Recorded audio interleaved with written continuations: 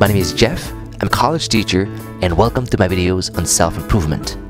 Today I'll present 3 ways of increasing your kids' intelligence.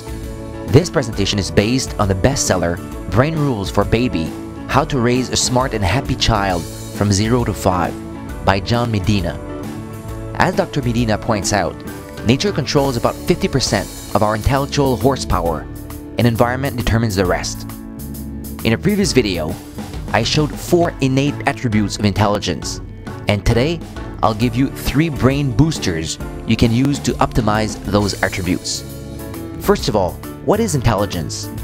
Brain scientists essentially describe it as your ability to record information and adapt this new information to unique situations.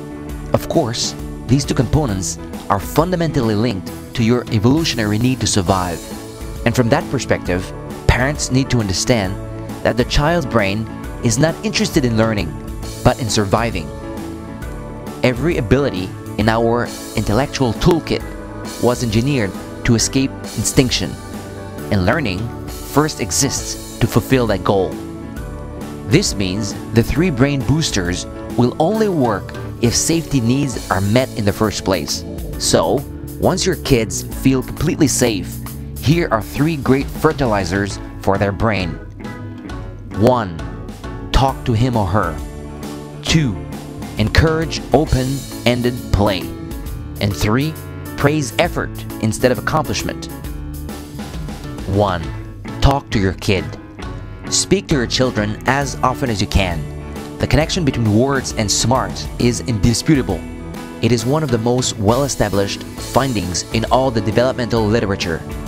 In one study, investigators visited 40 families every month for 3 years and analyzed every aspect of verbal communication between parents and children. At the end, they gave IQ tests and followed up years later. 2 very clear findings emerged. 1. The variety and number of words matter. 2. Talking increases IQ. Children whose parents talked positively, richly, and regularly to them knew twice as many words and performed a lot better at school than those whose parents talked to them the least. But be careful here. It takes a real-life person to benefit your baby's brain, not a TV or DVD player. Also, watch out for overstimulation, which can be as harmful as understimulation. So it's important to watch your baby for signs of fatigue. But the bottom line is clear. A whole lot of talking is like fertilizer for neurons. 2. Encourage imaginative, open-ended play. Dr. Medina says that open-ended activities are as important to a child's neural growth as protein. Not open-ended purchase of electronic educational toys or lessons followed by hours of militant drilling. This means the box the flashcards come in is probably more beneficial to a toddler's brain than the flashcards themselves. According to studies, the benefits are stunning. Compared to controls, kids allowed a specific type of open-ended playtime were more creative, more socially skilled, less stressed, better at language, better at memory, and better at problem solving.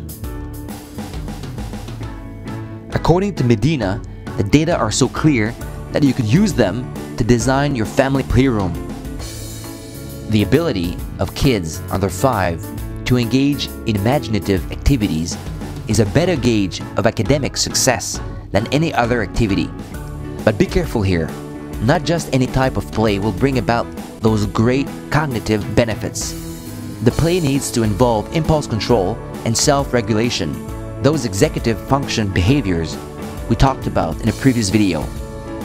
Far from the carefree activity it may seem, imaginative play involves the most tightly restrictive behaviors children experience.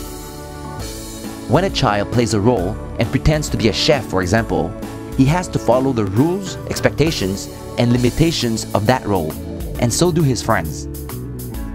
They often have to push and argue until they agree on what those roles are, and that's how self-control develops. So, we can see that emotional regulation predicts better cognitive performance. This is big. It means intellectual horsepower is directly linked to emotional processing. 3. Praise effort, not IQ. As any experienced parent knows, a child with naturally high intelligence is not guaranteed to succeed well in school. What separates high performers from low performers is usually not their innate IQ level. It is, the most recent findings suggest, a much more boring but controllable factor. All other things being equal, it is effort and deliberate practice. From a psychological perspective, effort is in part the willingness to focus your attention and then sustain that focus. So, effort involves impulse control and a persistent ability to delay gratification. Those executive function behaviors again.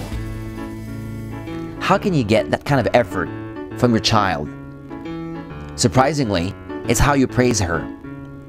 Because what you praise defines what your child perceives success to be. Here's where parents make a common mistake. One that creates the saddest sight for a teacher, a bright child who hates learning. So, instead of saying, "You're so good," say, "You worked hard."